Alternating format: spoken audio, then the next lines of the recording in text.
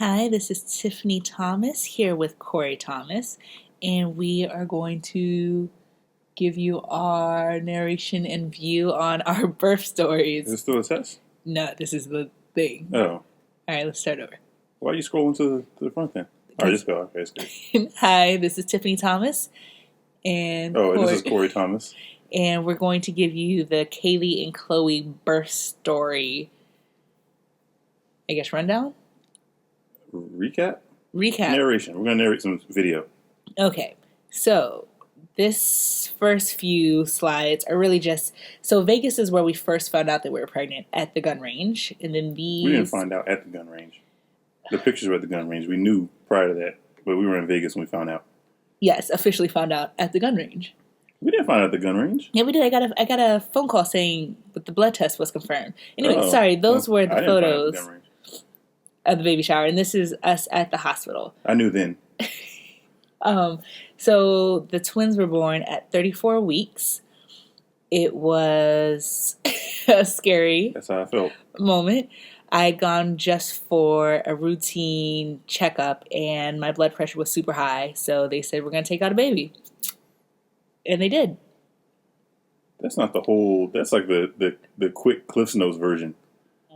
But, well, no, the way it started out was you had a routine checkup. Yes. So that's all I knew. I was home. She went ahead of me, and I stayed home for whatever reason. I was a fun appointment. Yeah. So I had actually done something else, and I had just gotten home, and Tiffany's mom comes in, and she's like, oh. She's like telling me random things and talking about she writes plays. So she's talking about some details about the plays and all this kind of stuff. And then she's like, oh, by the way, we need to head up to the hospital, take a change of clothes because Tiffany is having contractions. What? Not really like. She said contractions, and I was like, what? Because before that, that's never. The whole pregnancy has been really. Kind of easy. I guess it's easy for me to say, but I mean, it's been no real crazy events. And let me tell you, like contractions, I didn't know I was having contractions. They plug you into some machine, and the machine tells you you're having contractions. It's not like, oh, go get Corey, I'm having contractions. Well, sorry. I feel like that should have been. I feel like she buried the lead on that. So anyway, I hop in the car. We drive down there, and then the staff lets me know that it's just like it's a precautionary procedure. It's not doesn't mean anything severe. Huh? A precautionary procedure? You being admitted. Oh, okay. Yeah, so she was in the hospital, and they wanted to keep her overnight. So I just thought they were just gonna monitor sick signs or whatever. I don't know what they doctory stuff. So I had food with me. I was gonna eat. I was gonna relax. I had my laptop with me. The doctor, and she'll make the determination whether we need to go ahead and operate now or if we can just wait, another 4 weeks as planned because the babies are born premature. And it didn't even occur to me they might be born right then and there. So I was just like, all right, well, go talk to the doctor. I'm going to load up this laptop and start relaxing. And not 5 minutes later, the doctor came back and said that she did want to, the risk for preeclampsia was too high. So she wanted to go ahead and operate right then and there. And preeclampsia meaning like seizures, heart attacks, things of that nature. I learned that like 5 minutes before she told me that there was a risk for preeclampsia. So yeah, I went from planning to just relax to full-fledged freaking out. Not really freaking out. I handled it really well, if I must say so. You did. Externally. Internally, I was probably, I don't know what I was doing. I was like the wacky inflatable arm flailing tube man. But yeah, so before I knew it, we were wheeling her out of the room into the operating room, delivery room, I should say. Yeah, well, it was an operating room. It was a cesarean birth. And so they put you on this table, and I've heard so many horror stories, like, they're not going to let you see the epidural needle, you're going to be cold, which I was freezing after a while, but, like, it was all straight to the point, like, aside from jumping when he touched me for the epidural needle. So when the doctor tells you do not move, the one thing you probably don't do is move. If you are ticklish, you jump a few times. The anesthesiologist said, I'm going to poke you in the back with this needle. Whatever you do, do not move. And he went through a list of what could go wrong. So he says, all right. So he's even talking about what he's going to do. He says, I'm going to touch the small of your back now. And no sooner did he do it, did Tiffany decide to do the Harlem Shake as soon as he touched her. No, but it wasn't the needle. It was just like the anesthetic. But I'm super ticklish. So you touch me. No, and he didn't say I'm about to touch you. He just touched me. Like out the blue, we were talking, and then I get poked. So in the future, he started telling me I'm about to touch your back. I'm about to touch your side. Like letting me know I'm about to feel pressure. Yeah, and the whole time he is, I'm facing Tiffany. The anesthesiologist is behind Tiffany, so I could see him, and he could see me. But Tiffany couldn't see the anesthesiologist. Tiffany could just see me.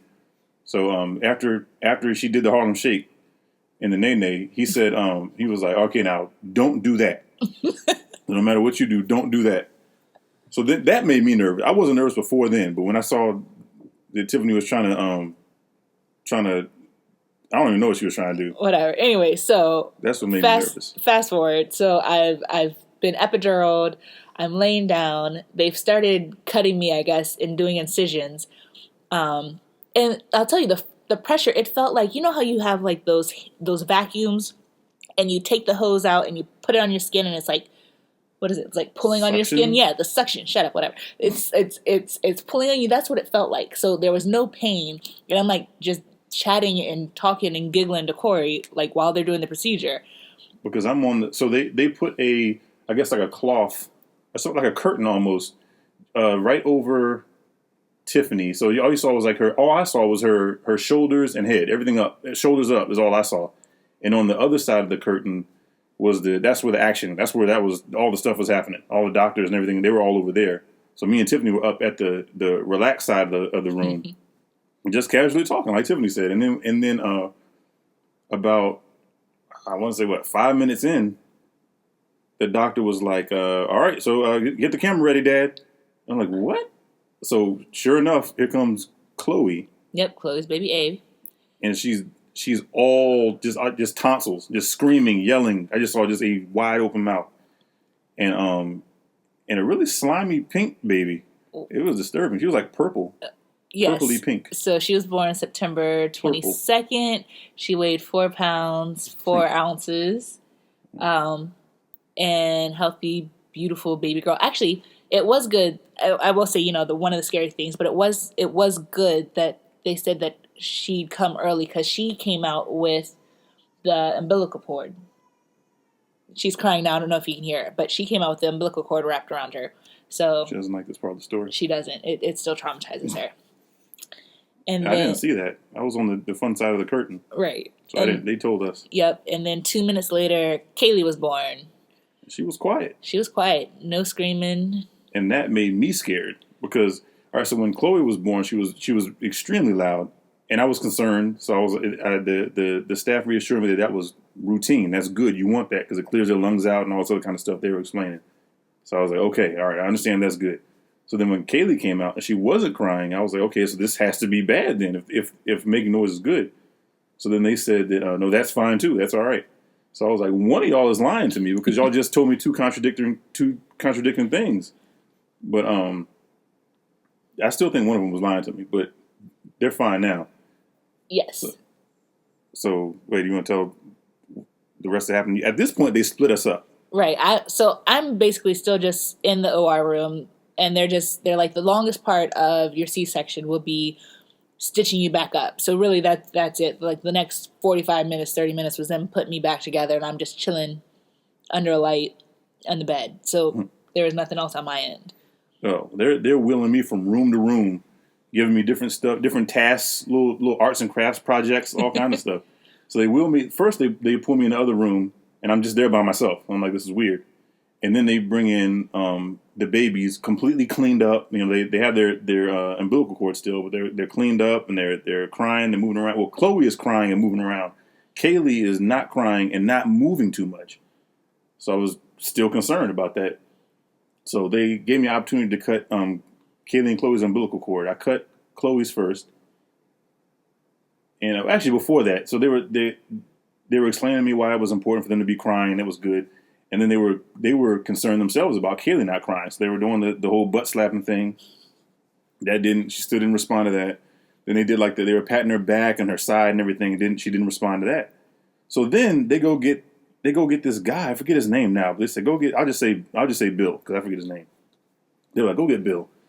And sure enough, Bill comes in And they're like, all right, Bill, you're here to work your magic. He's like, all right, let's go.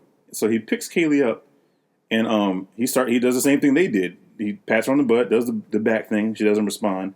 And he says, all right. And he gets out I'm not exaggerating, a rubber mallet. I need to ask somebody else about this, because I haven't asked about it since, but I want to know if this is a standard procedure or not. But he took it looked like just a rubber mallet. And he was just like banging on her back with a rubber mallet. And she wasn't responding. So then he was banging on her, like her side, and then her stomach area even. And then I guess he found a sweet spot somewhere, because he hit her, and then she just started wailing. And the staff was relieved, so that made me feel relieved. But I was still concerned. I wanted to put a pin in that moment and be like, we're going to come back to this. But I was relieved that was a good sign, apparently. So she was yelling and crying. And then I got the opportunity to cut both of their umbilical cords. And they did some other stuff, and then they wheeled me out there again. They put me in another room by myself again. So now now all of us are separated, and I don't know what's happening. And then they wheeled me into a third room, and they bring the twins in there, and they start weighing and measuring them and all that. And then when they're done with all that, this has all been pretty hectic. When they're done with all that, they just finally leave them there with me. So this is my first time being with the twins, and it's like a quiet room, and it's a super surreal moment, because I'm still trying to grasp the concept of being like a dad. This is like 5 minutes into being a dad, and it's like this really emotional moment,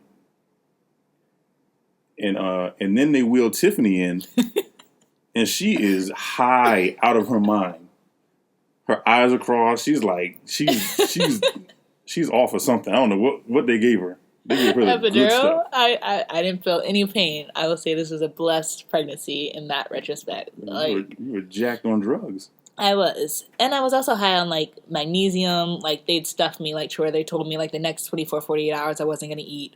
So I know I'm wheeled in, and then they're throwing babies on me, trying to get them to latch. And, like, I'm just like, okay. So, like, these photos that you're viewing are, like, I'm not even present in the moment. She was high. Yes. She was off that scissor. So I think we spent the first night, all of us together. But the second night, Kailey wasn't able to regulate her body temperature. So they're like, oh, it's normal, it's fine. You know, we're surprised we were able to let you keep, you know, both babies as long as you did. So they took Kailey to the NICU for regulation of body temperature and something about her, was it blood sugar? Yeah, blood sugar. She wasn't able to regulate her blood sugar either. Well, at the same time, she was able to do one or the other. So they had to, from what I understand, they were able to handle her temperature while she, I guess, naturally dealt with her blood sugar.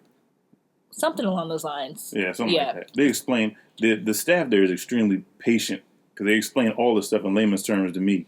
I mean, I'm sure at least 10 times a day, because I had all these questions that I'm sure they answered already. Mm-hmm. But yeah, even now I'm still not 100% clear. Right. Like that mallet thing, which I need to Google that or something. Oh, side note, Kailey was 4 pounds and 12 ounces, 10 ounces, I think, when she was born. We didn't keep the cards. We're terrible parents. We have written down someplace. Oh, yeah, no, we don't have Kailey's. Yeah, we don't have Kailey's. Yeah, we found Chloe's. What else is there? So Kailey was in NICU for about a week and a half. Chloe went home with us after we were discharged from the hospital. Oh yeah, that's Chloe's. And that is their birth story. Am I glossing over anything? Am I missing out? Probably. But I'm trying to think of...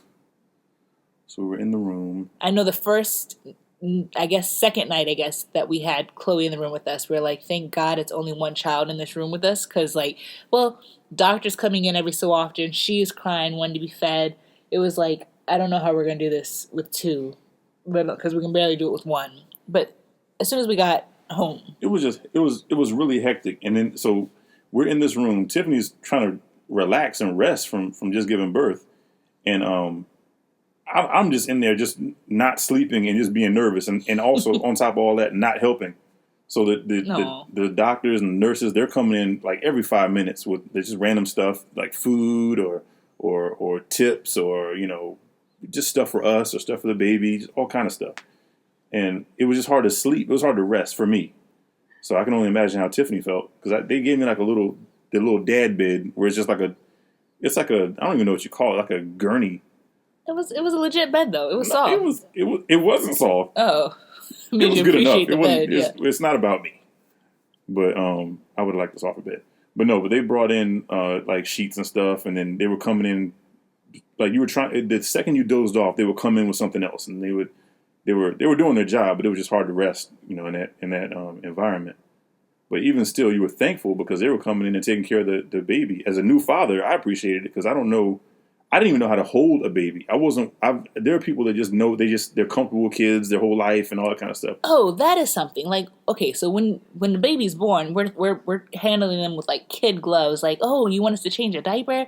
Let's gently move this leg. Let's gently move this arm. Oh yeah. Let's gently put them in these outfits, and then the nursing staff just comes in and it's like, well, here you go. This is how you change them, and they're just not throwing them around, but they're throwing them around like Harlem Globetrotters. They're behind the back, passing them to each other and dribbling. They dribbled Kailey once. Yeah, so I feel like right now we're getting off tangent to where it was the birth story. Now we're on like the hospital stay and how That's everything like that's been. Well, I don't want this to be 30 minutes. Well. So on that note, thanks for listening and hearing this birth story. You probably cut this off 10 minutes ago. I might have, but no, not you. I'm talking about whoever's listening to this. If you're still listening, thank you for listening. You didn't get this far. Tune in next week. I don't know. I feel like we're the only people that will be interested in this. That's fine. And like 2 other people. I feel like we should have like a secret code word at the very end. To see if people actually listen to it? Yes. Code word is fluffernutter? Fluffernutter? Fluffernutter, isn't that like the marshmallow puff and peanut butter sandwich? Are you drunk now? Are you off the same and medication good now? night. Thanks. Bye.